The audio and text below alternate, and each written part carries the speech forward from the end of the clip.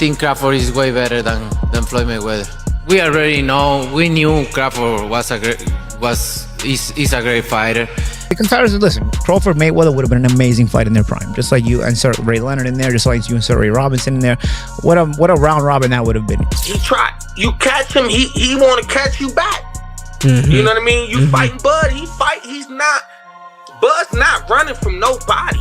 You know what I mean? Yeah. And that's where I felt that I had the upper hand in our competition. Canelo shared his thoughts on Terence Crawford accepting a fight offer from Floyd Mayweather, expressing that Crawford would likely come out on top if the two were to face off, he acknowledged Crawford as the superior fighter at this stage in their careers and gave him full credit for everything he's accomplished.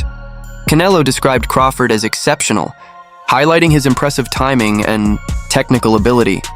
He also noted that Crawford has showcased his talent across multiple weight divisions and believes both fans and analysts should fully appreciate his greatness. According to Canelo, Crawford has rightfully earned widespread respect throughout the boxing world. I think Crawford is way better than Floyd Mayweather. We already know. We knew Crawford is a great fighter, and I did what I supposed to do, right? I tried for every way, and I trained really hard, and he deserved all the credit. No, I try my best tonight, and I just cannot figure out the style. Was it something specific, the movement or his speed or power, or what? Was there something you could put your finger on that gave you the most trouble? Everything. Okay. He have everything. You know what? Sometimes you try and your body cannot go, right? That's my frustration. Maybe I can figure out Crawford, but my body cannot go anymore. So I try it, but my body just not let me go. And you need to accept it. That's it. He's a great fighter. He's a good fighter. He know how to move and everything. Raj Hackett weighed in on Canelo's remarks about Terence Crawford, highlighting the stark difference between Canelo's earlier loss to Floyd Mayweather and Crawford's later win over him. Hackett noted that when Canelo faced Mayweather at just 23 years old, he was still developing as a fighter, lacking the maturity, experience, and polish he has since gained.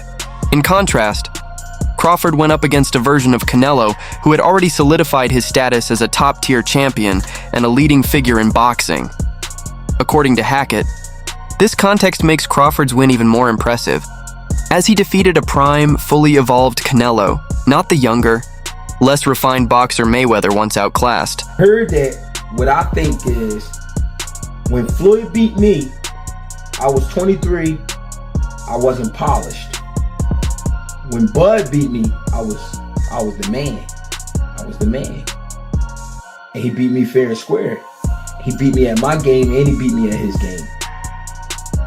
That's why Canelo said that. Do I believe that? It's tough to believe. We're not going to ever see Bud versus Floyd. And it's crazy. It's crazy because I would love to see that fight, but I know we're not going to see it. But I can only take Canelo's word because he's the man that's been in the ring with both of them. But I understand why he said it. I was a kid when I fought Floyd. He wasn't a kid literally, but he was young.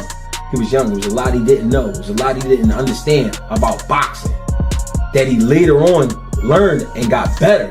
But Bud beat the better version of me, even though it's the ran down version. I'm saying that because it is some wear and tear there with Canelo. I've been saying it the whole time. When a guy got almost 70 fights in current time, with all those big camps he's been doing and all that, trust me, it's some wear and tear there. I'm not making excuses for Canelo. I'm just saying, I do give Bud his credit though for beating Canelo, and Canelo understands I am a better fighter today than I was back then. But that's hard to say because Floyd, you know what I'm saying? I feel like Bud took maybe 20% of what Floyd did and added that to his repertoire for this fight. So that's why I'm saying it's tough to say that. Joe Rogan expressed astonishment at Terence Crawford's triumph over Canelo Alvarez, calling it a truly rare and remarkable achievement. He emphasized how extraordinary it was for Crawford, at 37 years old, to jump 2 full weight divisions, something almost unheard of in boxing history. Rogan pointed out that fighters at that age typically don't step up to face opponents of Canelo's elite level, let alone come out victorious. To him, this wasn't just another win, it marked a defining moment in the sport, one that showcased Crawford's elite skill and cemented his legacy as one of boxing's all-time greats. And you're watching, wow, towards the end, towards the final rounds, really started getting comfortable and really started putting it on him. I'm like, this is amazing. You know, one of those rare, like, that's history, obviously, right? Watching somebody do, you shouldn't be able to do that. You shouldn't be able to fight at that weight for the first time ever. Against one of the greatest, undisputed greatest of all time, fucking, and do what you did. It is beyond, like, my favorite, an outlier. You're beyond an outlier. You're something, you're an anomaly. Yeah. Something special. And something he's another really 30, special. I believe he's 37. Yeah. One of those where you shouldn't be able to do that by any account. By any account. 37, my body was so wrecked. I'm like, fuck you. You know, I could barely go bowling. Paulie Malignaggi shared his thoughts on the ongoing debate surrounding who holds the edge in greatness, Floyd Mayweather or Terence Crawford. He acknowledged that while it's an engaging topic for fans and pundits alike, it's ultimately a debate without a clear-cut answer.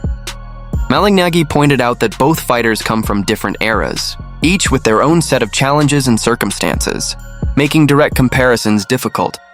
He praised Mayweather's undefeated record and legendary run, while also recognizing Crawford's dominance across multiple weight classes and his wins over top-tier opponents. In his view, it's the discussion itself, not necessarily the conclusion, that keeps the spirit of boxing alive and vibrant. Tough 154 pounders and it was in a young Canelo and a very tough Cotto who was punching very hard from 4 to 54. You know, remember Cotto had knocked out Delvin Rodriguez at 54. He'd still done some damage at 54, and I thought won a title at 60. Yeah, and I thought he knocked out Martinez at 60, and I thought he gave Mayweather a pretty good fight at 54. I don't know. I can't say I disagree or agree. I just think that Mayweather, because it's so far away, so long ago, you know, and people sort of start to underestimate the things he did. You know, people talk about Canelo takes his repertoire from the Mayweather repertoire. No, he doesn't. Mayweather fought ex-champions. This guy's fighting guys who will never even smell, may never smell a belt in their life, and he was fighting them. So. You know, Mayweather, even if you're saying, he didn't fight the very best, he still fought champions and ex-champions, even at 47, even at 54. Timothy Bradley didn't hold back in sharing his belief that Terence Crawford has what it takes to beat even Floyd Mayweather. He pointed to Crawford's rare combination of ring IQ, adaptability, power, and technical skill as the perfect formula to challenge Mayweather's renowned defensive style. Bradley emphasized that Crawford's ability to read opponents and adjust on the fly would pose serious problems. For even a prime Floyd, his comments showcased deep respect for Crawford's talents and positioned the Omaha native among the sport's all-time greats. In Bradley's eyes, Crawford isn't just an elite fighter, he's equipped with the tools to surpass legends once thought unbeatable. The GOAT, oh absolutely, but Terence Crawford will whoop his ass. He would beat Floyd Mayweather. I'm telling you right now, he will beat Floyd Mayweather too. He will beat him too. He got everything it takes to beat Floyd. Floyd struggled in the first half against Zab Judah. Zab Judah, a damn terrific fighter. Terrific fighter, but he ain't no damn Terence Crawford. Especially from the southpaw position. Floyd didn't like fighting southpaws. Floyd reached with that right hand. You think he's gonna reach against one of the best back foot counter punches in the game? He gonna reach with that right hand against Crawford? He gonna get slept reaching with that back hand. The way he reaches with that. That level change backhand he throws too? Man, that pull jab he does too, that ain't gonna work. That is not gonna work. Floyd got a 72-inch reach. Yeah, he had quickness, fast reflexes. However, Crawford got all of that too. He got all of that too. And he got a 75-inch reach. Great counter puncher.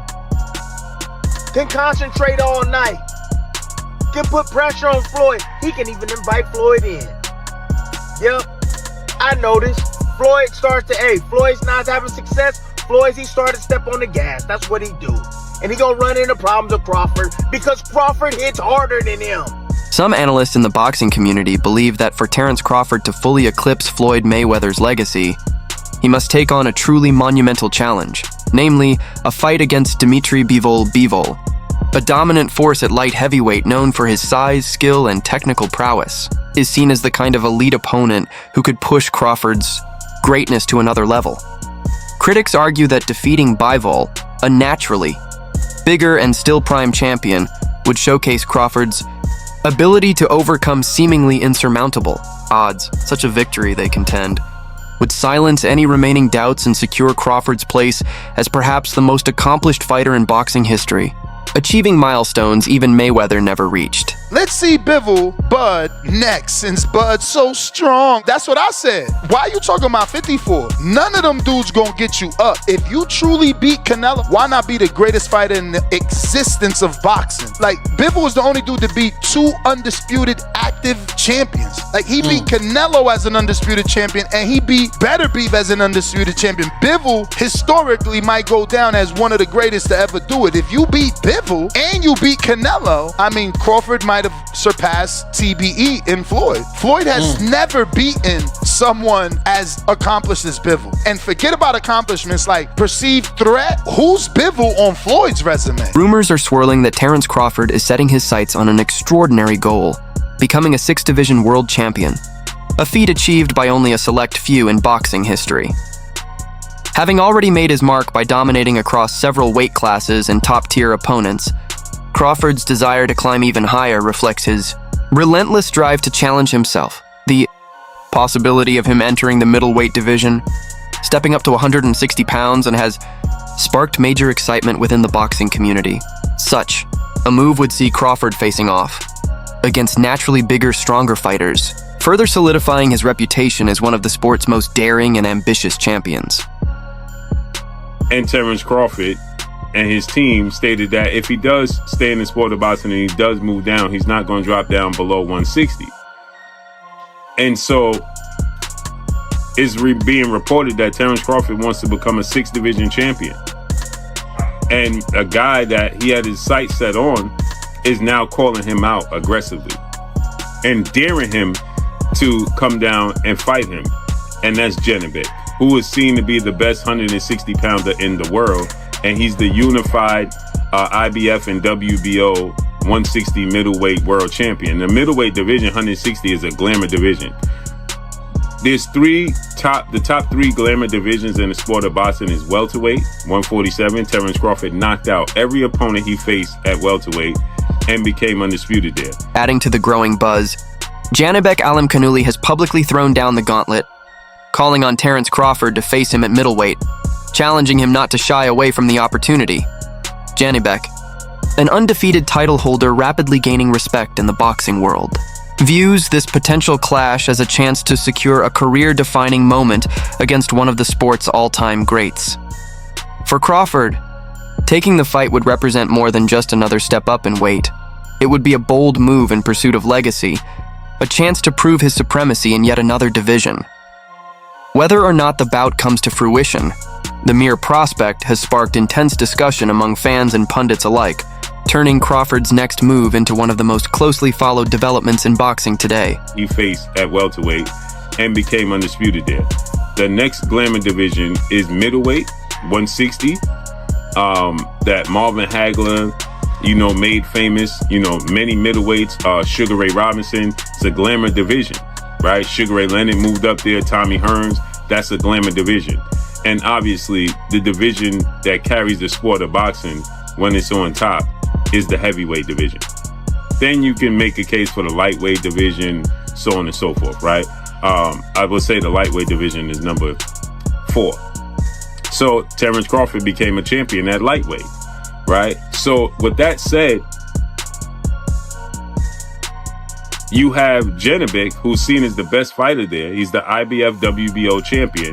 One boxing analyst revisited the story of Miguel Silky Smooth Gonzalez, the last man to beat Terence Crawford, during his amateur days as a lens to highlight just how far Crawford has come. He remarked that defeating Crawford now would demand an extraordinary level of preparation, similar to the near impossible task fighters faced when trying to solve Floyd Mayweather in his prime.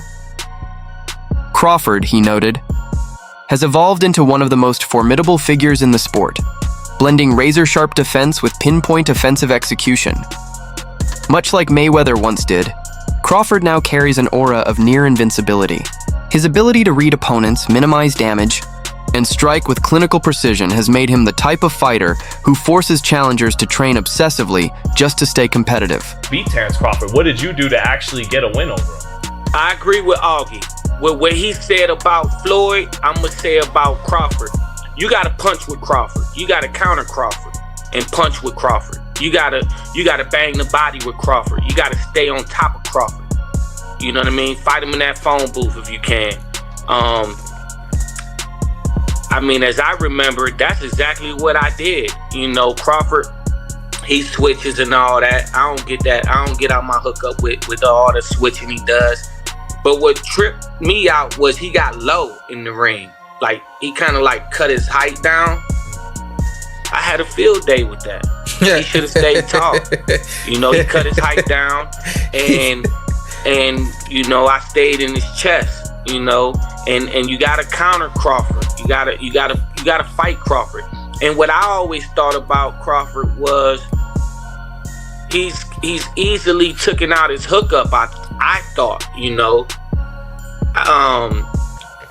maybe he fought his fight. I thought he fought my fight. Yeah, I was gonna say I think he grew out of getting out of his hookup. I think I think he learned how to just kind of adjust and do what needed to be done. Break that down for us, guys. What do you guys mean the hookup? Break that down for us. So yeah, you know what? Getting caught up in a war? I'll go ahead, Miguel. Like break down Bud getting caught out of his hookup. Well, you know, with Bud, I thought, you know, but you can easily get Bud to fight you. Back in the day. Yeah. And you know, Gamboa, you know, showed parts of that. You know, and Bud, all his fights, Bud fights you. Yeah. Bud gets, you know what I mean? Every fight I see Bud fighting, even still to this day. But I totally understand what Sean's saying. For sure. Bud's the truth. But when I see Bud fighting, you catch him, he want to catch you back. Mm-hmm. You know what I mean? You fighting Bud, Bud's not running from nobody. You know what I mean? Yeah. And that's where I felt that I had the upper hand in our competition. Brian Bomac McIntyre, Terence Crawford's longtime trainer, shared his perspective on the fighter's win over Canelo Alvarez, describing the bout as straightforward due to their thorough preparation. I emphasized how well they anticipated and prepared for every possible situation in the fight, addressing ongoing criticism about Crawford's choice of opponents. Bomac noted that fans and analysts frequently suggest who Crawford should face next. When Crawford opts not to take those fights, accusations of avoidance often follow. However, Bomac dismissed such claims, stressing that Crawford is focused on following his own career path, not bending to external expectations. He believes Crawford's legacy should be shaped by his consistent success and accomplishments inside the ring, rather than by the demands or opinions of others. Absolutely, but they're probably thinking the way we were all thinking, that just because of the weight he should be okay because he's the naturally bigger man. But someone like Crawford, obviously, who's done what he's done, you have to be on the top of your game. And I felt with Canelo, it was probably too many single shots that he was throwing, but he wasn't throwing the usual singles and backing it up because he was getting counted. And he wasn't allowed to. Yeah, it wasn't just that Canelo was bad is what I'm trying to get at. Crawford was absolutely sensational on the night and the deserved winner and one of the best. Because the other side of the now. argument would be that they actually thought they might be getting Crawford at the right time because he hadn't fought for a while and had some particular surgery.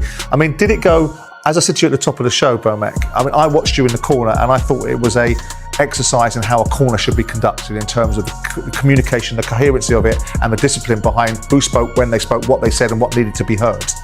Did the fight go exactly as you had mapped out in your mind and what you thought would manifest itself? Is this your last fight? You know, which really annoyed me with Max Kellerman going in and making that the stop part of his questions. Do you think, Bomac, that he gets the recognition and the appreciation that his achievements merit? Definitely not. Definitely not. Why do you think that is? I think because of the simple fact that Terence is his own man. You know, he knows the path that he wants to go. And some of the boxing critics or some of the boxing people around boxing figure he should go this route or he should go that route. When he didn't go that route, he went this route. He's ducking the other middleweights. I mean, the other welterweight. So he's ducking the 140 pounder. No, he's not ducking them. He's just not available. Well, he should have went this way. I didn't want to go that way. I wanted to go this way because that's the way I wanted to go. Tony Jeffrey added his voice to the discussion by highlighting the unique attributes that made Floyd Mayweather nearly untouchable. During his prime, he pointed out that Mayweather's brilliance extended beyond just his defense, encompassing exceptional footwork, impeccable timing, and the ability to consistently outthink and outmaneuver opponents. Jeffrey described Floyd's movement as almost flawless, a key factor in frustrating even the most skilled challengers. He also reminded fans of Mayweather's impressive resume, which includes victories over a lineup of boxing legends, cementing his status as one of the sport's all-time greats. While acknowledging the incredible feats achieved by Crawford, Jeffrey's comments served to underscore just how technically and historically significant Mayweather's career remains. But if you study Floyd closely, like I have, you will notice that he never wastes any steps while he's in the ring. He will pivot just enough to take away the angle from the person in front of him, then he will reset in the center of the ring, and his movement and his footwork was just perfect. And it was his feet that made him control every single fight, putting him in the perfect position to defend punches, then that small little sidestep either way to put him into the position to be able to land punches back. And he would also use his front foot to apply pressure with them small little steps, waiting for that moment to land them punches. And if you train boxing, you should be constantly working on the specific footwork things that you need to work on, because you might agree with me, but without good feet, nothing else matters. That wraps up today's video. Thanks for watching, and be sure to stay tuned for more. Until next time,